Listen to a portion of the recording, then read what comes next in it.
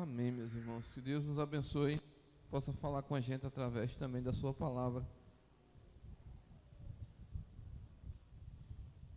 Meus irmãos, a gente teve um debate recentemente, né?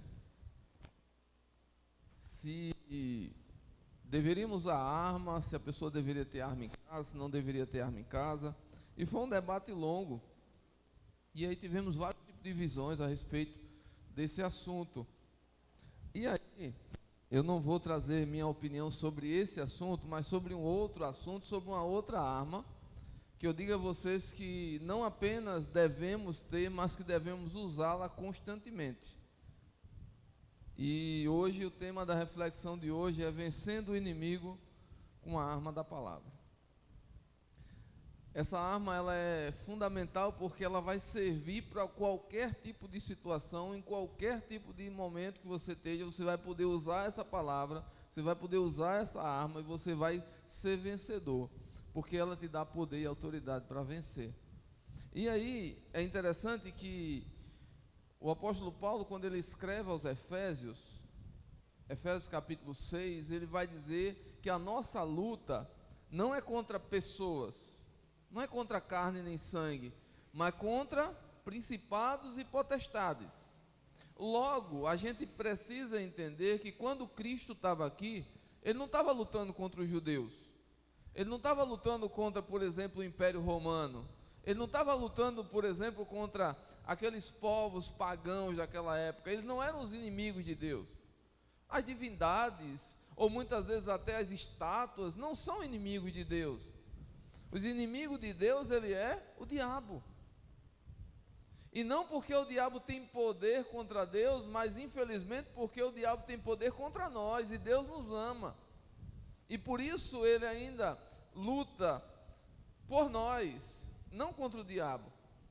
Se Deus quisesse hoje, ele tem todo o poder e autoridade, ele exterminaria o diabo. Mas aí nós seríamos simplesmente obrigados a servi-lo, e Deus não quer assim. Deus quer que nós lhe busquemos, que nós intensamente busquemos a sua presença por amá-lo, por respeitá-lo, por querer estar perto. Imagina você, de repente decidiu casar com alguém, mas aquela pessoa mora com você só porque de repente você é uma pessoa rica. Não é um relacionamento saudável. Ou talvez aquela pessoa more por você porque ela tem medo de você.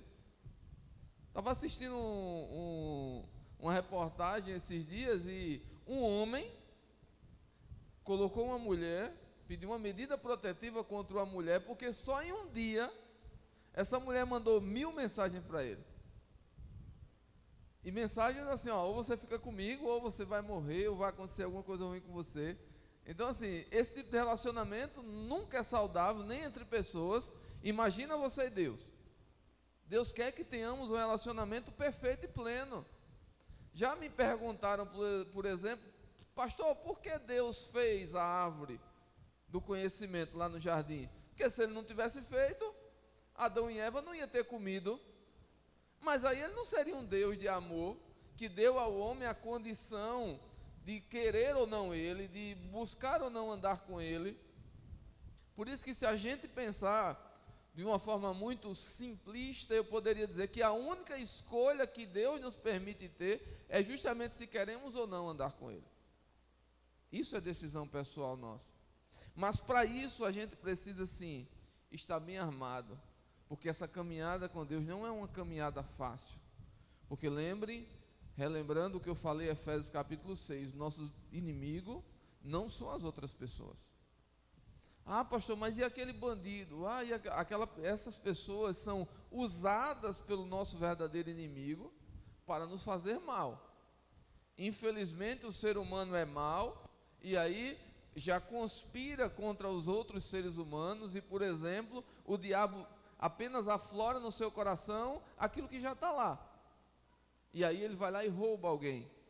E aí ele vai lá e de um ato corrupto tira dinheiro das pessoas. Por que, por exemplo, meus amados irmãos, nós não temos mais UTIs para criança? Será que é falta de dinheiro no nosso país? Será que é? Infelizmente, não. É porque os homens se permitem serem usados pelo inimigo para fazer mal ao seu próprio povo. E aí é interessante que eu queria ler com vocês Mateus capítulo 4, tomando como exemplo o nosso melhor exemplo de como nos preparar para as lutas espirituais.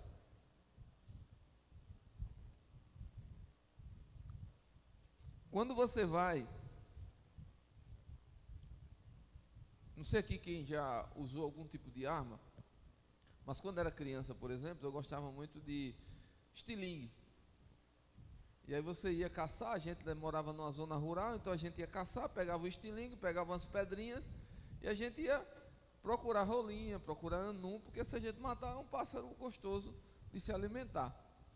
Mas é interessante que eu nunca fui muito bom de arma. Então, às vezes, eu não sei quem já teve aquela experiência dolorosa de soltar um estilingue e a pedra pegar no seu dedo. É uma dor, é uma sensação, né? E outra sensação que vem é a incapacidade de como é que eu não consegui acertar. E quando a borracha estoura e bate em você de volta, também é muito doloroso. Então, não adianta apenas ter uma arma.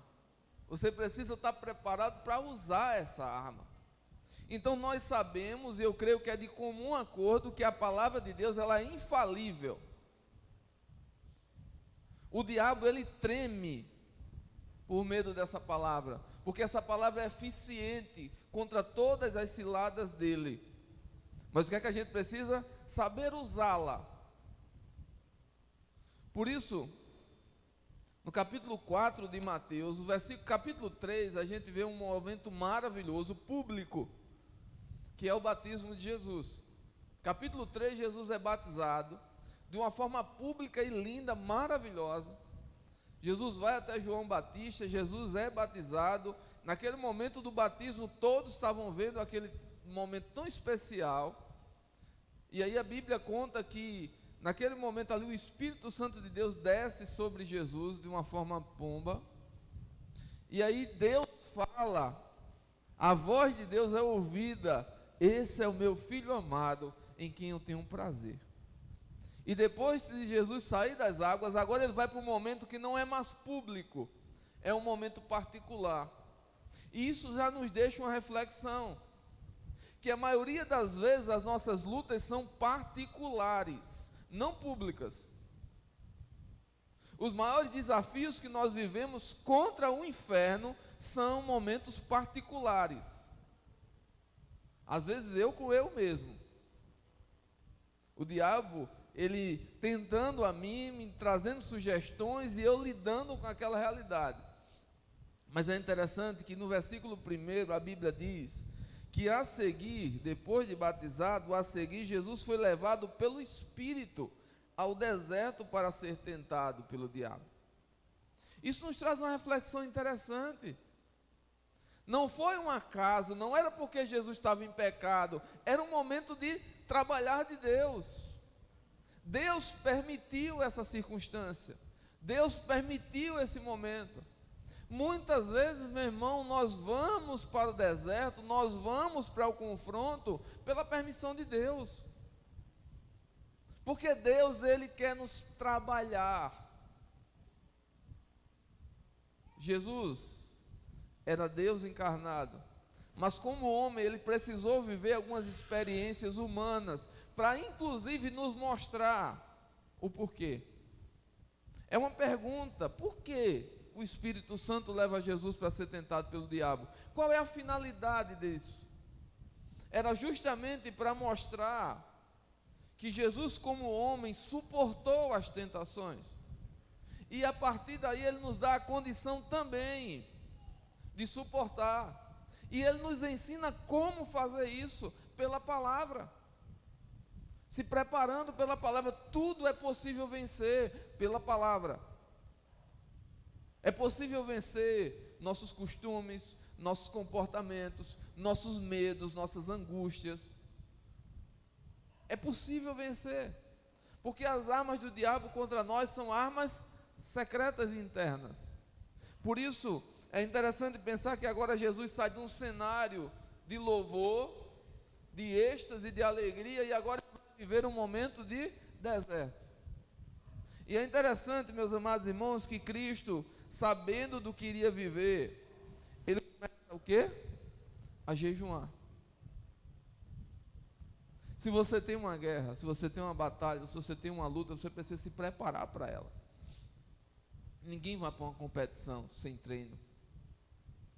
Eu lembro que eu fiz um concurso para a CAGEPA, Companhia de Águas e Esgotos da Paraíba, e a prova física era uma prova bem intensa. E assim que eu fiz a inscrição, eu já comecei a me preparar para a prova física. E eu consegui passar naquela prova física, apesar de ser muito exaustiva. Prova física você tinha que fazer 30 abdominais em 1 minuto, 12 flexões em 1 minuto, depois você tinha que correr 2.700 metros, quase 3 quilômetros, em 12 minutos. Eu não tinha esse corpinho que eu tenho hoje, senão eu era bem menos forte do que eu estou hoje, mas eu precisei me preparar. Eu precisei me preparar porque eu sabia do que eu ia enfrentar. No edital já dizia, se você não cumprir isso aqui, agora você imagina, você faz uma prova, a concorrência na época foi absurda, era um concurso estadual, e você passar numa prova, e por conta de 1 minuto, uma flexão que faltou, um abdominal que faltou, saía homem chorando de lá.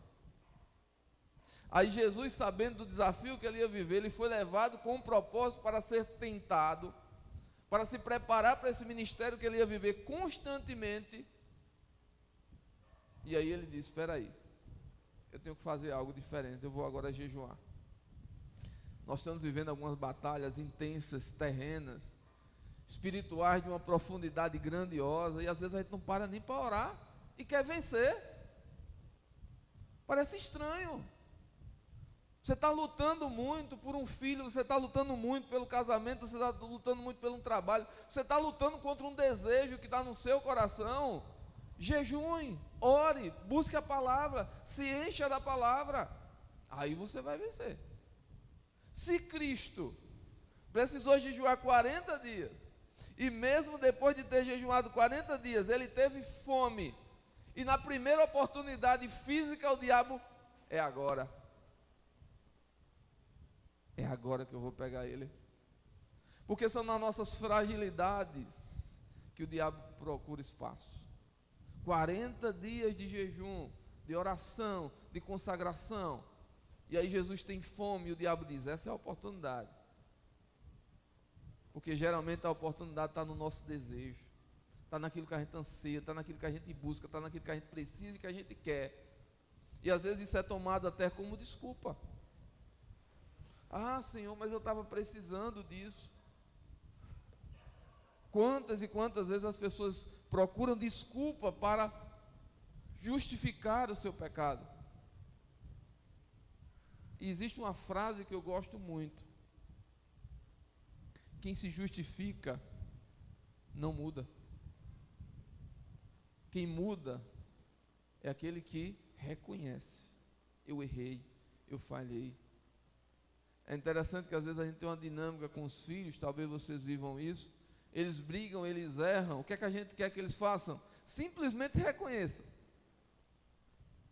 Simplesmente a gente quer que eles cheguem para nós e digam, olha, desculpa, eu errei, eu falhei, eu não vou fazer isso de novo.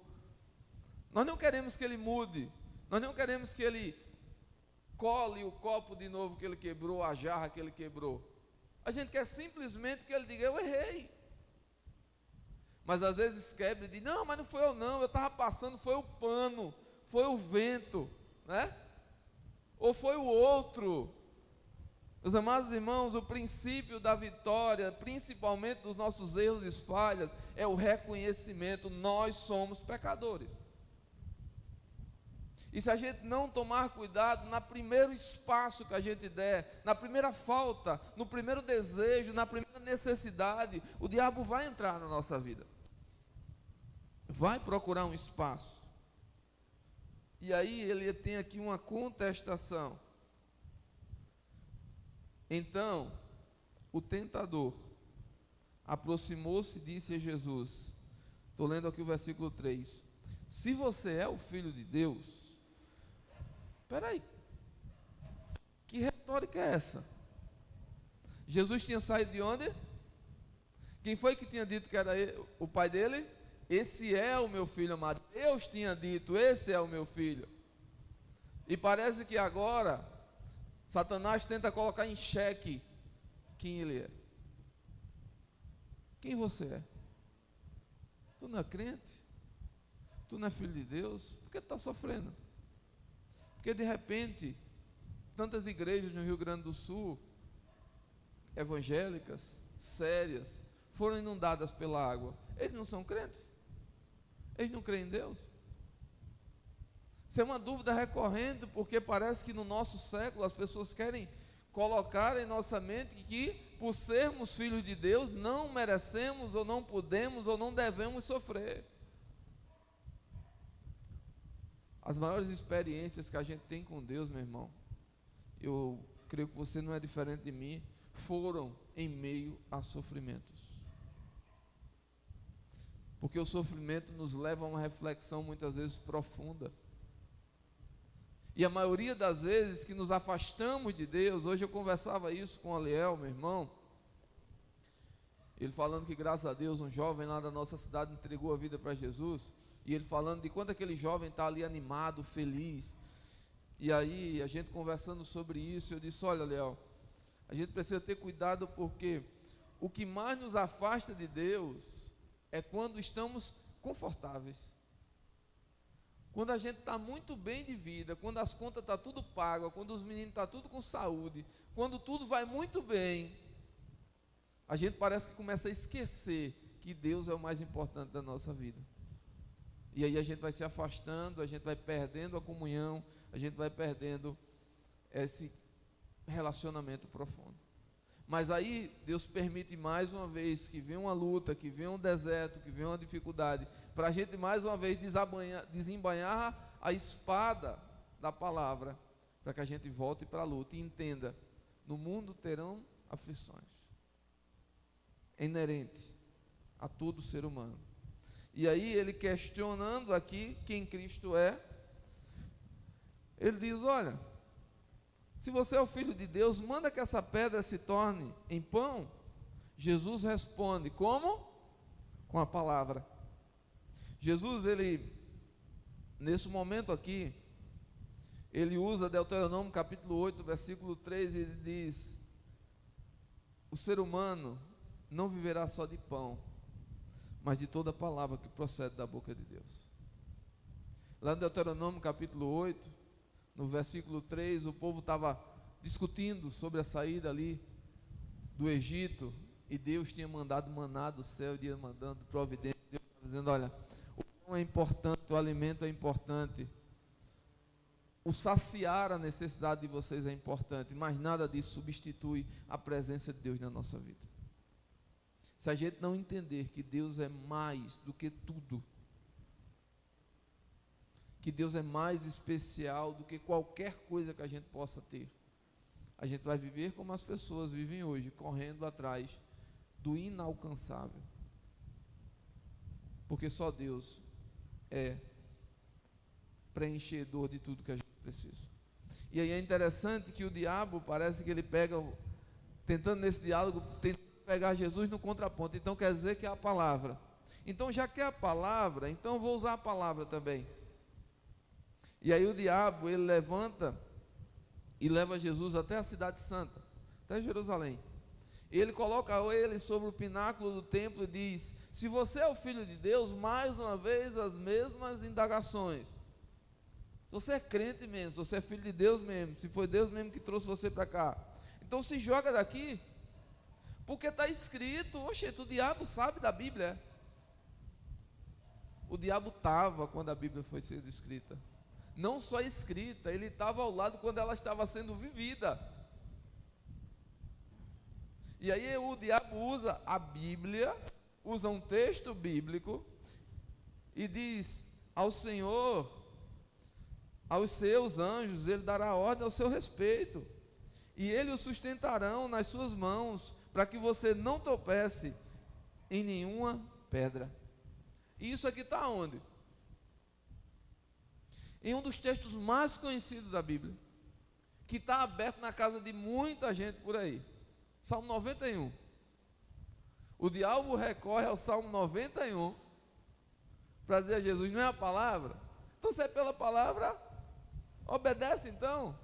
Meus amados irmãos, isso me ensina algo interessante. O diabo, ele é astuto.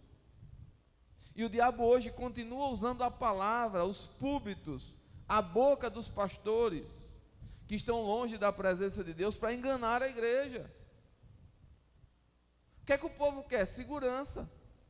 O que é que Jesus estava querendo aqui? Precisava, como ser humano, de segurança. O diabo diz: olha, a Bíblia não diz isso. Então confia, mas distorcendo o texto. Porque lembra, nós aqui, que os irmãos que fizeram o curso, lembram que existe uma ferramenta chamada permanecer na linha. A Bíblia não se contradiz. Ele pegou um texto, tirou do contexto e tentou enganar Jesus. Mas Jesus responde ele com a palavra. Então Jesus responde, também está escrito: não põe à prova o Senhor, seu Deus. Então Jesus agora, ele usa também Deuteronômio capítulo 6, verso 16. E ele diz: realmente, está escrito que Deus dá ordem aos seus anjos para cuidar de mim. Mas também está escrito que eu não posso provar ele vai fazer isso quando ele quer, da forma que ele quer. Porque se eu pego esse texto que o diabo tentou usar fora de contexto, eu vou dizer então que ele nunca vai morrer, né? Qualquer hora, se for acontecer um acidente comigo, Deus vai mandar um anjo e me livra. Então ninguém morreria. Mas a palavra de Deus também nos diz que existe tempo para todas as coisas. Existe tempo de plantar, tempo de colher, tempo de sorrir, tempo de chorar, tempo de nascer, tempo de morrer. Meus amados irmãos, a gente precisa ter muito cuidado. Porque aqui, se você perceber, qual seria o problema de Jesus transformar um pão em pedra? Uma pedra em pão? Seria pecado? Não. O problema é a proposta. O problema é quem está nos conduzindo. O diabo não vai simplesmente nos levar para um lugar totalmente errado. Ele vai nos levar para ouvir a pessoa errada, que é ele. E a gente tem que ter muito cuidado por essa sensibilidade. Tem muita gente fazendo coisas que parece ser bom, mas mandada pela pessoa errada. Nem todo mundo que fazem coisas está fazendo com desejo ruim, com maldade no coração, mas ouviu a pessoa errada. Uma grande arma do diabo no nosso século é a religiosidade. Quem vai, por exemplo, e por conta da sua religiosidade, a pessoa sai da sua casa, vai para um lugar distante, para fazer uma celebração para uma determinada estátua, não quer dizer que a intenção daquela pessoa é mal, ele não está desejando matar ninguém ali, mas ele está sendo conduzido por uma voz errada, porque a Bíblia diz que só o Senhor adorarás e só Ele preste culto. Então a gente tem que entender o seguinte: a linha do certo e errado para o diabo, ela é muito sutil. A gente tem que ter muita sensibilidade. Eu já vi pessoas, em nome da sua própria fé, tomarem posições que atrapalham. Meus irmãos, eu sou muito feliz por pastorear essa igreja. Sou muito feliz hoje pela liderança andar junto com a gente, por a gente estar sempre em parceria, pensando junto, sonhando junto. Mas isso não é uma realidade em todos os lugares. Tem lugares que as pessoas fazem confusão, que daqui a pouco você pensa.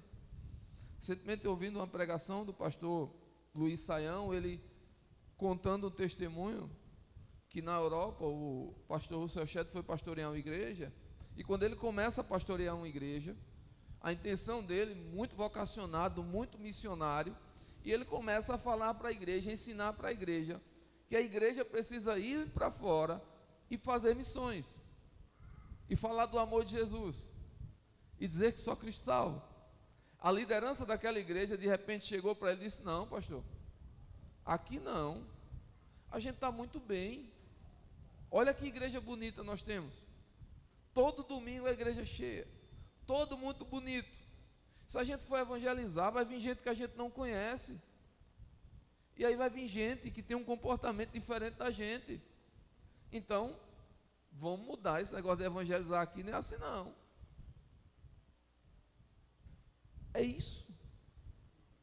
Quem estava falando ao coração do pastor? Deus. E ao coração da igreja? Não era Deus. Porque a palavra é clara. Jesus nos deixa uma ordem muito expressa: vão por todo mundo, preguem o evangelho a toda criatura. Igreja é lugar de pessoas diferentes e complicadas, que são transformadas pela graça de Deus e pela palavra de Deus. A gente chega na igreja, quando eu cheguei na igreja, você chega com um pensamento diferente, comportamento diferente, cabeça diferente. Você, por exemplo, que tinha um hábito de chamar palavrão, hora ou outra, no meio de um glória e aleluia, sai uma palavra que não deveria sair. Mas aí aquela pessoa, o próprio Espírito Santo vai começando a silenciar. E o comportamento vai sendo transformado pela palavra. Agora, meu irmão, se a gente fosse escolher pessoas boas, só pessoas excelentes para estar na igreja, eu não poderia entrar aqui. Eu não seria a melhor pessoa para estar aqui. Porque tem hora que é difícil lidar comigo mesmo. Tem hora que fica difícil lidar com o meu próprio jeito. E aí Jesus, ele responde o diabo, e ele diz: também está escrito, não ponha à prova o Senhor seu Deus. Vocês já viram alguém colocando Deus em prova hoje? Você já viu alguém dizendo: eu determino que Deus tem que fazer assim, não? Eu determino que o seu casamento vai mudar, eu determino que Deus vai te dar uma casa, eu determino um carro novo para a tua vida. Meu irmão, eu determino o quê? É interessante. Muito obrigado. É interessante que quando eu vejo essas coisas, eu lembro de dois homens que foram dar ordem ao diabo. O diabo tinha possuído uma pessoa e eles chegaram lá e disseram: olha, em nome do Jesus que Paulo prega, eu te expulso. E aí a Bíblia conta que o demônio olha para ele e diz: olha, eu conheço Jesus e eu conheço Paulo, mas vocês quem são? E dá uma pisa nos dois. Meu amado irmão, não é no grito, é na autoridade da palavra. Jesus gritou aqui. Quando a gente vê o texto, a gente não vê uma perca de controle, uma irritação, um grito. A gente vê uma conversa de uma pessoa que tem autoridade, não uma discussão. Aí Jesus diz: também está escrito, não põe o Senhor à prova. O diabo, não satisfeito, ainda no versículo 8, ele diz: o diabo ainda levou Jesus a um monte muito alto,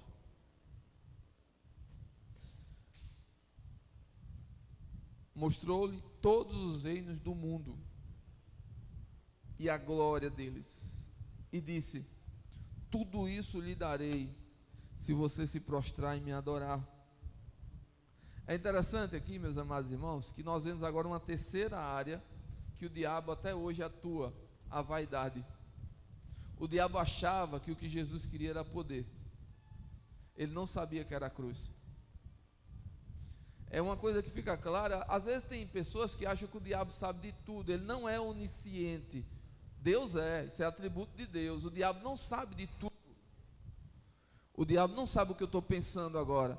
O diabo não sabia o plano de Deus para Jesus. É tanto que quando ele consegue, ele acha que estava conseguindo matar Jesus, ele achou que ele estava ganhando. Só que era o plano de Deus se cumprindo. Ele achava aqui que, vou encerrar por que eu vou oferecer para ele poder, ostentação e glória, e ele vai se sentir satisfeito e vai desistir de qualquer coisa que o pai dele ofereceu para ele. Continua sendo assim. Deus tem um plano perfeito para cada um de nós. Essa semana, terça-feira, eu conversava isso com os jovens. Deus tem um plano perfeito para cada um de nós. E o diabo vai tentar destruir. Ele não sabe qual é esse plano, mas ele já está tentando destruir.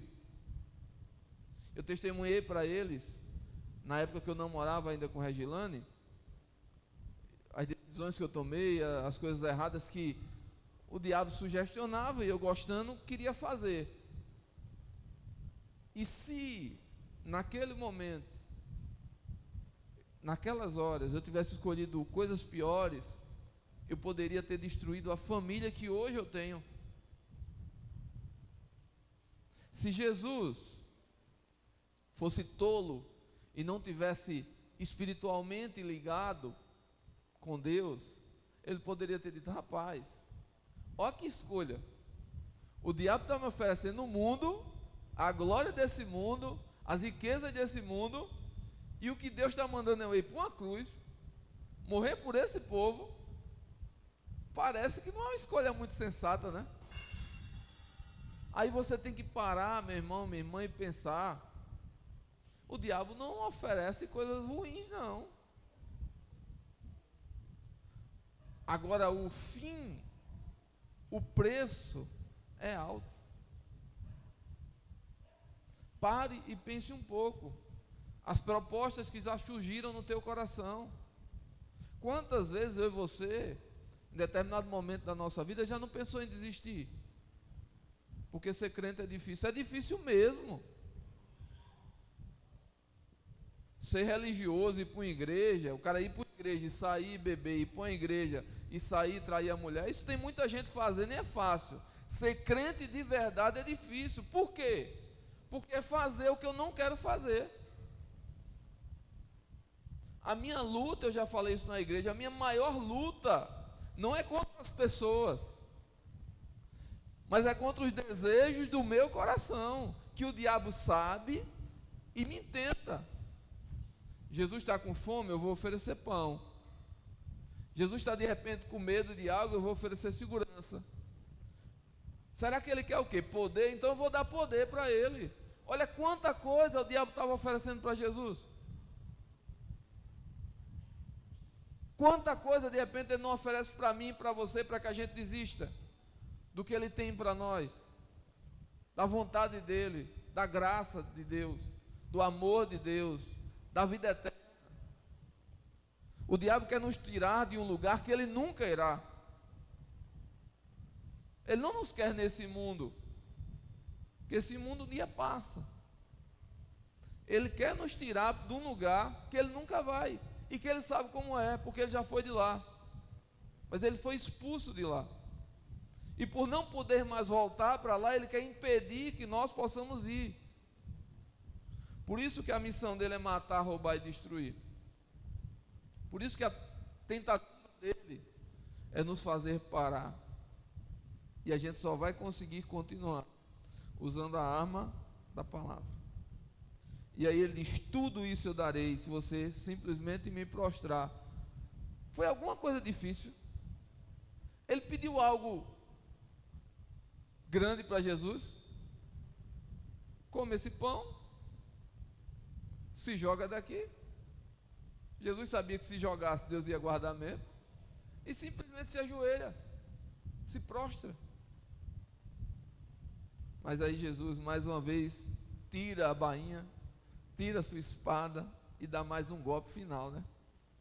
Esse é o golpe que extermina.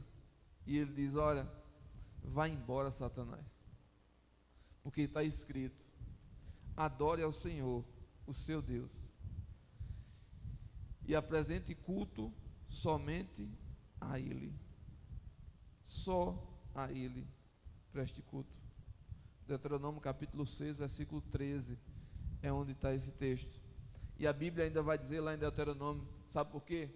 Porque Deus é um Deus zeloso. Ele não admite trocar a glória dele por ninguém. Deus não aceitaria que Jesus se ajoelhasse para o diabo e quisesse continuar na missão. Deus não aceita, meu irmão, você no pecado e andando com ele. Deixe o pecado. E a forma de se manter fiel é a palavra. E sabe o que é que acontece se você permanecer fiel? Se você se manter firme na palavra, o que aconteceu aqui no versículo 11, com isso, o diabo deixou Jesus. O diabo viu que essa aqui não tem mais jeito mais não, então agora eu vou para o mundo tentar de alguma outra forma interceptar. Ele, eu já vi que não tem jeito de mudar. O que acontece? O diabo nos tenta, quando ele percebe que não dá mais para mexer com a gente, ele vai tentar mexer nas coisas ao nosso redor, para tentar nos atingir. Mas olha que coisa linda acontece. Com isso o diabo deixou Jesus, e vieram os anjos e o serviram. Parece que Deus não estava tão longe dessa conversa não. Ele estava ouvindo tudo isso, mas ele não quis intervir. Poderia ter chegado lá, dar um peteleco, Satanás, vai-te embora daqui, esse é meu filho, eu não quero que tu toque nele, eu não quero que tu mexa com ele. Deus estava esperando.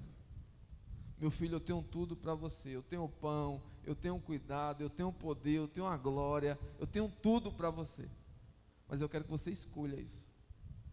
Que lição extraordinária Jesus nos deixa. Vale a pena lutar pela fé, com a arma da palavra de Deus, e Deus no momento certo sempre enviará aqueles para cuidar de nós. Anjos do céu, anjos da terra. Quantas vezes passamos por desertos, as lutas são constantes, e eu digo a vocês, a gente sai todo quebrado do outro lado, mas sempre vem alguém usado por Deus para cuidar da gente. E o texto fala claramente: e os anjos vieram e serviram. A Bíblia não descreve, eu não quero de forma nenhuma influenciar, mas pode ser que tenha vindo um pão bem gostoso, coisas maravilhosas, mas sobretudo veio o cuidado de Deus. Eu não sei qual é a luta que de repente a gente vive hoje, os desafios internos e solitários, porque tem algumas lutas que não dá para a gente compartilhar, é muito pessoal, é muito interna, porque é eu, e o diabo às vezes só no meu ouvido, e eu preciso tomar essa decisão, e dizer: olha, eu prefiro a palavra, ela é suficiente na minha vida. Então, meus amados irmãos, eu não sei qual o desafio que você vive, mas eu deixo claro e aprendo com essa palavra: eu preciso buscar mais a Deus no meu íntimo, na minha solidão. Não porque eu sou só na vida, eu tenho amigos maravilhosos, pequeno grupo dos homens é uma bênção, onde a gente compartilha muito. Tenho minha esposa que sempre está aqui para me ouvir também, tenho pastores que cuidam de mim também, mas tem momentos que é eu e o diabo, e a única espada que eu tenho é a palavra, e ela quem me defende. E Deus está só ali: meu filho, eu estou aqui, seja fiel, fique firme, eu estou aqui para cuidar de você. Qualquer coisa que Ele lhe oferecer, simplesmente diga não. E em contraponto, só para finalizar, vários autores já fizeram esse contraponto.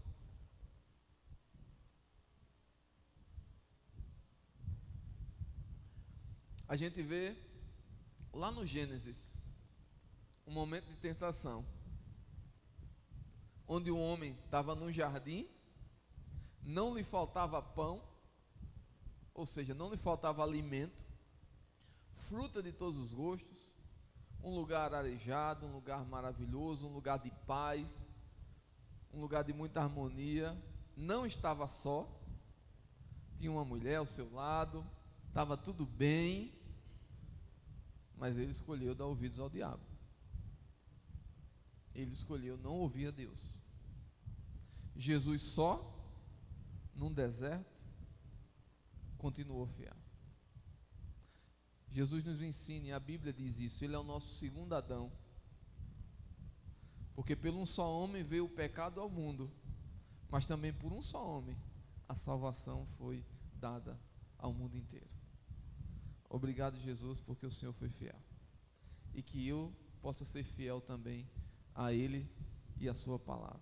Amém? Vamos curvar nossas cabeças, fechar nossos olhos e agradecer a Jesus por ter sido fiel e por nos dar força a ser fiel também. Pai, muito obrigado. Obrigado, meu Deus, por ter sido fiel e nos dar um exemplo tão extraordinário, Senhor, que mesmo no deserto, mesmo com necessidades, mesmo com dificuldades, o Senhor se manteve fiel à palavra. O Senhor usou inclusive a palavra contra as tentações que o diabo jogou no seu coração. Pai, obrigado por nos ensinar a sermos fiéis. Nos ajuda, Deus, todas as vezes que o diabo vier até nós com propostas que parecem até ser boas, que supririam nossas necessidades, que trariam bons fluidos ao nosso coração, que nos daria glória e louvor, que a gente diga não, que a gente permaneça fiel, porque o que o Senhor tem preparado para nós é excelente e melhor do que qualquer coisa que Ele possa nos oferecer. Ajuda, Deus, a mim e a Tua igreja a permanecermos fiéis à Tua palavra, que sejamos, Deus, cada vez mais filhos amados do Senhor, convictos da Tua salvação e certos do Teu cuidado. Obrigado, Deus, porque todas as vezes que passamos os momentos de luta, nós sentimos esse cuidado também chegar até nós. Nós sentimos, Deus, anjos do Senhor vindo até nós, se fazendo presente, sendo usado pelo Senhor para nos trazer aquilo que nos é necessário. Oh Deus, porque o Senhor tem cuidado de nós de uma forma maravilhosa. Nos ajuda, Deus, nos ajuda a compreender e sermos fiéis à Tua palavra. É assim que nós te oramos, Deus, nessa noite, em nome de Jesus. Te peço ainda, Senhor, nos leva para casa, Pai, em paz, em segurança. Fica sempre conosco, Senhor, nos ajudando, nos dando força, Senhor, porque os dias são maus. As tentações vêm sempre ao nosso coração, e Deus nos ajuda a nos manter firmes diante da Tua palavra. Senhor, cuida da nossa família, cuida, Deus, de todo o nosso povo, cuida da nossa cidade também, Deus, derramando graça e sabedoria. E eu peço que o Senhor continue, Deus, à frente de nós, nos conduzindo em nome de Jesus. Peço ainda que o amor de Deus Pai, que a graça salvadora do nosso Senhor Jesus Cristo, e que as ricas consolações do Espírito Santo de Deus repousem sobre nós aqui, sobre toda a igreja do Senhor Jesus, que está espalhada pela face da terra, hoje e para sempre. Todos dizem amém. Que Deus abençoe a todos, em nome de Jesus. Teremos ensaio agora do Ministério dos Homens. Quero convidar aí o coro, todos, e também quero que vocês continuem orando, para que em nome de Jesus seja uma bênção o nosso aniversário na próxima semana.